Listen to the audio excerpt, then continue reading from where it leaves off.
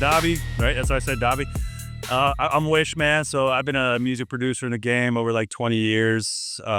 Worked at a bunch of artists. I'm actually one of the originators of like online beat licensing and stuff like that. So, Oh, dope. and I've been in education forever. That's why we're doing this podcast. It's like I want to help people kind of tell stories, and also I like to educate people. So I love it, man. I appreciate y'all having me on. yeah, dude, appreciate you coming on. And yeah, Preston had nothing but great things to say about you, man. All lies. Yeah. All right. So you're currently in Tampa, right? Yes, sir. 100 degrees out here, bright and sunny. Did you grow up there? I did, man. I did. I've been here since I was 4 years old. I was born in Costa Rica, and then, yeah, when I was four, we moved to Tampa. So I've been out here ever since. Started in the radio industry. It's probably been about 18 years ago. Started as a intern, and then from intern, I became like street team promotions guy to like the weekend guy, the fill-in, to on-air DJ and morning show personality. So I've gotten to kind of do a little bit of everything in the radio side of things. Dude, I love Costa Rica, man. I went there once, but dude, it was beautiful, and just the people were so nice, and the coffee was amazing, dude. I had like the Yeah, giant man. mug. Oh, the coffee. Yeah, we are definitely known for coffee, for surfing, and for like nature, man. It's such a beautiful place, like you said. It's like one of the greenest countries you'll ever visit, and there's like so many species of animals, especially like aquatic life that are only native to Costa Rica that you won't find anywhere else. And it's such a dope place, man. You'll look up, you'll see monkeys swinging in the trees, toucans flying. I hear the fishing is amazing. So yeah, it's definitely one of those spots that's worth checking out. Yeah, I was at a spot that had what are the not they're not dragons. What are those lizards? The huge lizards called again? Like iguanas? Yeah, dude, the biggest iguanas I ever seen. They're like sitting at the top of trees, and we were at a resort at the end. Like we went through and just kind of traveled through, but the last stop was a resort, and some dude got his finger bit because he was sitting on a lawn chair, and I guess it came up and bit, so he had to go to the hospital. I was like, dude, those things don't mess around, man. No, they don't mess around. And you know what's funny is a lot of people, like my grandma, for example, she had one that lived in the house, and he would just live like on the walls, and essentially like the best version of pest control you could ever have. He would just kind of chill, eat bugs, and wouldn't really bother anybody. That's crazy, man. Domesticated dragons. So moving to Tampa, how do you feel like Tampa like shaped you musically, or for Florida in general? I love Florida too. I have family from Melbourne, so how do you feel like that shaped you, man, musically? Man, I would say specifically Tampa is like a party city. You know, there's always a million things going on, and we even have like kind of like our own sound. It's called Jook music, Jook, and it's heavy cowbell party ass shaking music. You go to Tampa clubs and you'll actually hear them play a lot of Jook music, and it is something that you can play prime time. It'll get the girls moving, the dudes know it, and it's just like kind of like fun, feel good, like shake your ass music. So that's kind of the sound we have. But you know, being so close to Miami and even like Atlanta, I think we're heavily influenced with a lot of like Southern hip hop. And just being that the brother's so much to do, so many venues, there's so many out of towners that I think like oftentimes we get music early. We're, you know, sometimes some of the first people to hear as a DJ. We're sometimes some of the first guys to break new music, new artists. So man, I'm happy. And even though it's still a big city, it's growing. You know, it's definitely grown exponentially since like COVID, for example. Like when COVID hit, they would always put out like, you know, the city and the country that are the most people are moving to, and there was a point where it was like 1,000 people a day were moving to Tampa. And you know, now 6 years later, we've definitely felt the effects of that. Just the infrastructure growing, the traffic is heavier, and if you do events, man, there's just like I feel like so many people looking for stuff to do. There's always out of towners here because of the weather. So honestly, I think it's a perfect place to be if you're like in the music industry, whether an artist, a DJ, a producer. You have a great local scene, but also you have so many people that are here for a week or just moved from New York or wherever. So I'm happy to be from here and happy to be here for sure. Yeah, I definitely want to visit Tampa, man. I haven't been there for. I've been all around Florida. I haven't been to Tampa yet. Oh yeah, put it on the list, bro. Yeah, no, it's on there, man, for sure. And then I actually started as a DJ in Chicago. That's how I got into music. And then I from DJing I turned into a producer. So that's cool, man. Yeah, so I know the thrills and the feeling of DJing and like getting people motivated and dude, I do kind of miss that, man. I actually bought a little rig just to see if I want to get back into it because my boy, he signed to Strange Music. He had me come out on tour and I DJ'd us one of the sets and I'm like, dude, Oh, sick. I got that old feeling again, man. But how'd you decide to get into DJing? How'd you know that was your calling? Man, so I started in high school. I started by getting some turntables from a pawn shop, and I would do like house parties and just parties for my friends and stuff like that. And then once I got into radio, I mean, basically, man, I was surrounded by some of the best DJs in the city, and it was just super inspiring. So I again, I still had some equipment, some more pawn shop equipment, and man, I would work a lot of these clubs, kind of like on the promotion end of things, but I would just find myself just watching what the DJs were doing the whole night, and then I would go home 3, 4 o'clock in the morning and try to just practice that, try to emulate what I saw them boys doing. And man, I got to give them all the credit, man. They were always so gracious and so helpful. Anytime I had a question, they were there to answer it. I'd be looking over their shoulders while they were doing their set, and they were never like made me feel like I was bothering them or a burden or anything like that, man. So I did that. I was bedroom DJing for probably at least a year and a half until I built up the confidence and felt that I was good enough to start doing little dive bars and tiny little clubs. And I did a lot of strip clubs too. So I would say dive bars and strip clubs were like the first opportunities I got to play out. And man, from there it just kind of grew. It was a snowball effect. And being that I was like working at the radio station, one of the advantages that I had, like I said, I was on the street team, I was on the promotion squad. So we were out all the time. We were out 6, 7 nights a week. So I always had every night, I had different groups of friends. Yo, what we on tonight? Where we going? What we doing? Boom, boom. So once I started doing my own gigs and my own events, what I had that a lot of the other guys didn't have, they were a lot better than me because I was, still coming up, but I had a crowd. You know what I'm saying? I had a following of just my homies that were looking for things to do. So that really gave me a leg up because at the end of the day, man, these promoters and these club owners, they're not necessarily, yeah, you got to be competent with DJing, but how great you can scratch and all these little tricks are secondary to can you bring people in the door? And even young and early in my career, I was able to do that. So, they're booking guys 20 years of experience under their belt, and they were obviously much better DJs than I was.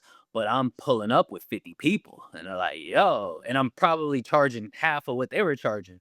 So at a certain point, it kind of became a no brainer.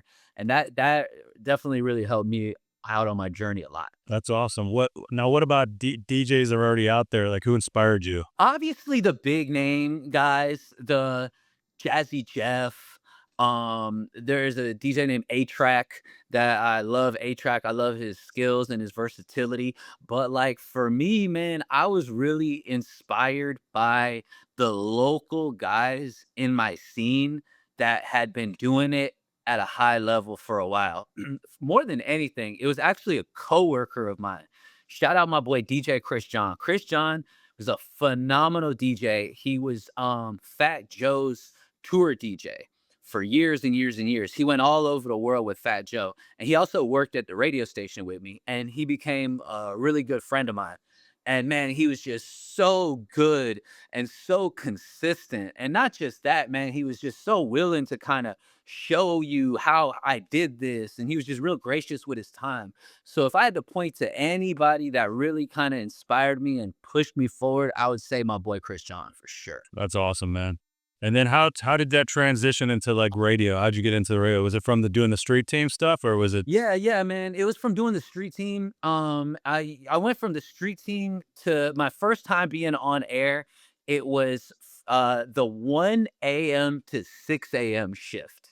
It was called the X Factory. It was like a techno show back in the day. And I used to go, I would do the club and then I would go back to the station and sit in on the techno show, the X Factory.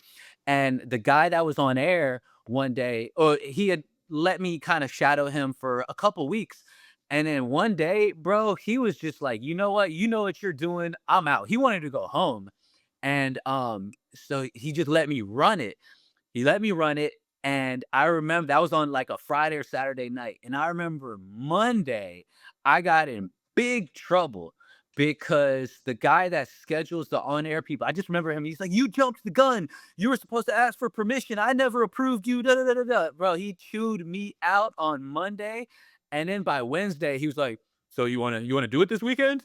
So so it was one of those ask forgiveness, not permission situations. And it kind of worked out, man. And that was kind of my first time kind of really getting to crack the mic, getting to be on air. From there, I kind of became the fill-in guy, the weekend guy, that this person was on vacation or sick guy. Until the opportunity arose that the guy that was on the morning show got let go. And I remember getting that call on a Tuesday night, like, "Yo, you want to get on the morning show?" And I was like, "Yo, absolutely." So it was one of those things where, preparation meets opportunity. And man, the rest is history. I couldn't have asked for a better situation. That's awesome, man. Has there ever been like any surreal moments like where you in radio where you met artists or gone to like a special event? A ton of them, man. A ton of surreal moments, bro. Because I am first and foremost a fan. I love the genre. I grew up, just a hip hop head, a hip hop kid. So yeah, there were a ton of them. From the first time I got to DJ for an artist was for Trina. And I remember it was at a lowrider car show, and it was a last minute thing. I don't know if her DJ didn't show up, or I don't remember how it happened, but I just remember the promoter like, "Yo, do you want to DJ for Trina?" And I was like, "Hell yeah." And they were like, "All right, good, because you're on like 5 minutes ago. So like get your ass to the stage." So that was definitely a surreal moment. And then I remember interviewing Mace. And it was like when Mace Mace went religious and then he kind of came back. It was kind of on that comeback. And I was just such a fan of his music and just like that whole New York hip hop type of vibe that was a surreal moment. I'm like, damn, man, I'm interviewing Mace right now. Like, this is so cool. And I remember impressing him because he used to be in a group called Digging in the Crates with Fat Joe and Big L. And I was such a big fan of Big L. And I said something about him, and he just looked at me. He's like, "What you know about Big L?" And he's like, "Where are you from? You from New York?" I'm like, "Nah, bro, I'm from right here, bro." And that was definitely one of those moments for sure. That's awesome, man. Yeah, rest in peace, Big L, dude. One of the greatest. Yeah, one of those guys that he got taken away from us prematurely. We never really got to see how far he would take it. Oh yeah, man. So what makes like Central Florida like different, like the music scene different? I know you said because you have that style. Was it called juke? Yeah, man, I would say that it's just such a melting pot, bro. Like when I meet somebody and they ask me where I'm from and I say I'm from here, they're almost like taken back because most of the people here aren't from here. So I think that is kind of like one of the things that really elevates the scene and the culture because there's just so many blends of just different styles, different flavors that end up here. So I think that's one of our strong suits. You know what I'm saying? I think Miami kind of experiences the same thing where it's just like a lot of transplants, and that's kind of what Tampa is. I would say in this area, Orlando. You know, you said Central Florida, so like that whole South and Central Florida.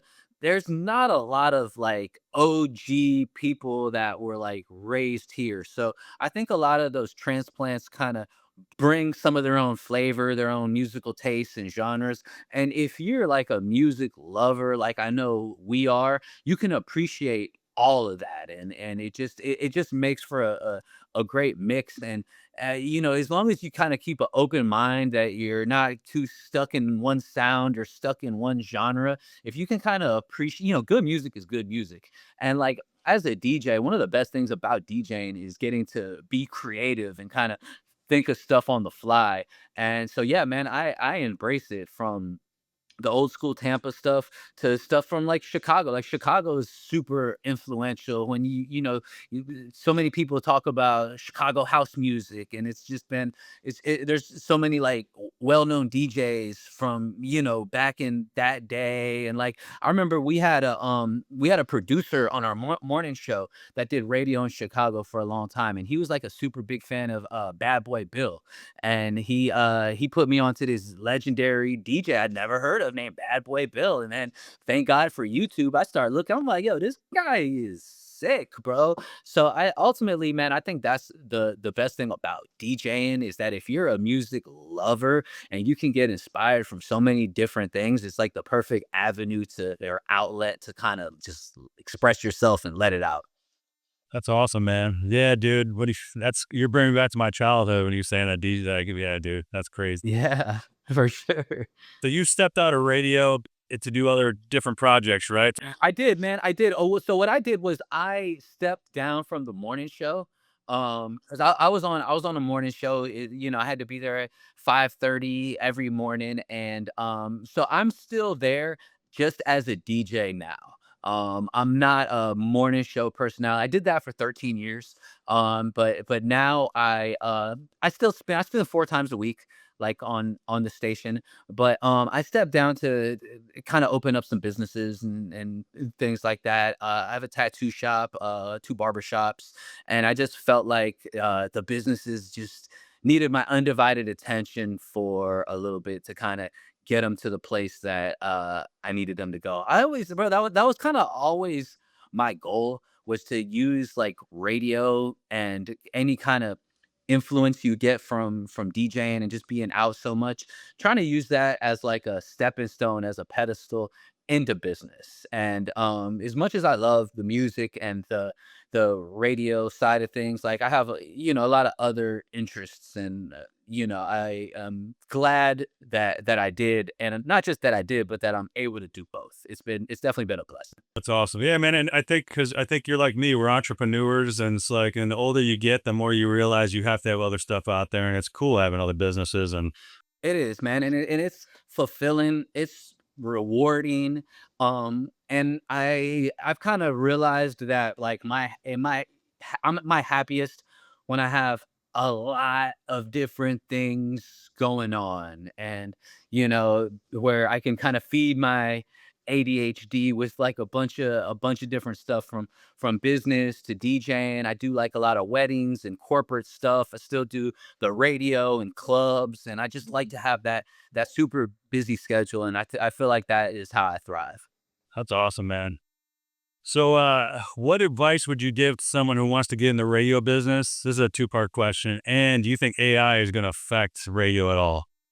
I mean, I think AI is affecting almost every business, but I think we're in a point where you got to kind of figure out how to, instead of competing against it, using it as just another tool in your tool bag.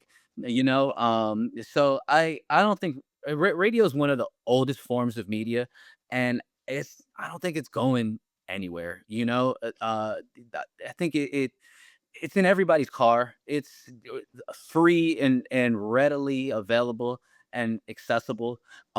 Where the my advice to anybody that's trying to get in is, I mean, still the internship route is tried and true. I think if you talk to 100 radio personalities, 90% of them probably started with an internship. But with that being said, man, there's also different avenues. I would nowadays I wouldn't wait for somebody to put me on. I would try to like put myself on. If I was brand new in the game right now, I would still chase that internship.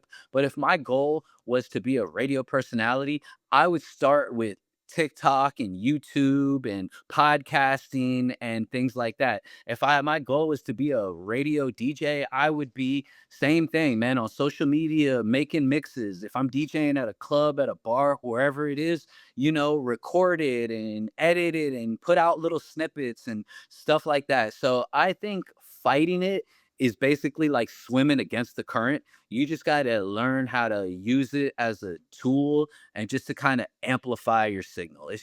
It's not going anywhere. AI is not going anywhere. Social media is your friend. So I would just learn how to work with it as opposed to against it. Awesome, man. So one more thing. I'm doing I just filmed a show called The Hit Kitchen, and it's basically a producer battle mixed with like cooking shows where they have certain ingredients and they have to make these entrees from like you need to do a whole steak, $50 meal with only $10 to spend. Yeah, absolutely. So we did this concept of a producer versus a producer. They have 30 minutes to battle each other, and they only have the ingredients in front of them, which could be like a saxophone, or one of them had you had to use a rubber duck noise, or the chicken, the rubber chickens. Bro, dope idea. Love it. It Genius. came out great. And so I want to kind of ask you this: what three ingredients do you think someone needs to have to make it in the business? In the music business, Yeah. So whether it's DJ, artist, anything, like what would you say the three biggest ingredients you have to have? um, first of all, I would say a genuine love and fandom of the music. Never stop being a fan, never stop being a consumer. Regardless of where you are in the game, the most successful DJs, producers, radio people I know still genuinely get excited when they hear something new and something dope. So like never losing that. I would say that's a super important ingredient. Um Obviously creativity, thinking outside the box, not trying to copy what everybody else is doing and just you could get inspired by other people but putting your own twist on things. And lastly, I would say really being a student of the game, really understanding technology, where things are going, because things evolve so quickly.